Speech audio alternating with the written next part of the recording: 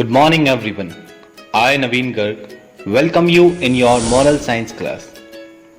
Today we are going to start chapter 2, that is a letter to father. In this chapter, a son is writing a letter to his father. We also come to know the differences between the father and son.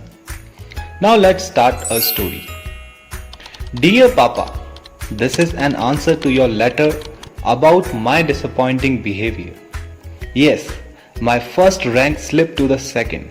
You advised that I should think before answering the papers.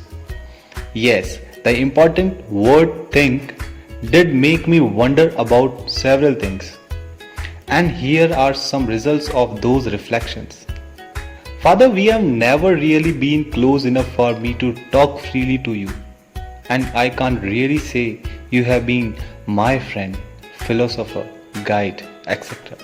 Yet I would like you to know my thoughts. They are very important to me. You are highly educated and you look after the family very well. But in your departmental store, do you apply Pythagoras theorem or Newton's law of gravity? For that matter, does any of your close friends bother to advise you? Papa, grandfather always speaks of a happy, untroubled and beautiful childhood, of days spent in plucking mangoes and guavas from their orchards, of picnics on the banks of the river where the man cooked mouth-watering food, of playing marbles and cricket. From his memories, it seems studies were subjects along with living and memories, experiencing. Father, is he telling lies? Or is it possible that the world has turned upside down in just about 70 years? Papa, grandmother cannot read or write properly. Yet she is so happy with her pots and pans, her flowers and garden, and her holy books. On the other hand, mother, who has studied a lot, is always very intense. Do you think being able to read and write makes us restless, afraid and dissatisfied?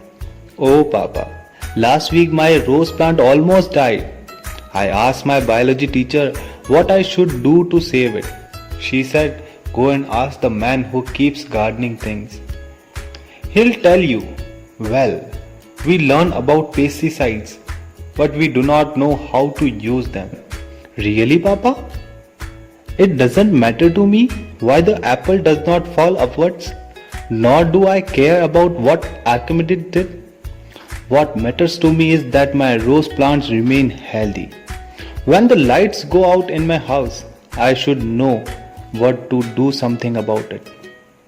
I should know how to repair my things rather than acquiring a degree. Papa, once I asked grandmother how she got to be so wise. Do you know what she said? By living and experiencing. And she laughed as though I had asked her something which was so obvious. Are we actually living, Papa? Or is life just passing by us? What I am frightened about is that if I were to meet Newton's face to face, I would fail to recognize him. I am so busy learning about him. You know, just like that boy, Vinu, in that award-winning film, he continuously repeats, the hibiscus is red, 100 times. But in his book, he colors it yellow. Are we missing out on real life? Still, my dearest Papa, I shall keep your advice in mind and try not to lose any quarterly marks. As always, your ever obedient son, Rahul.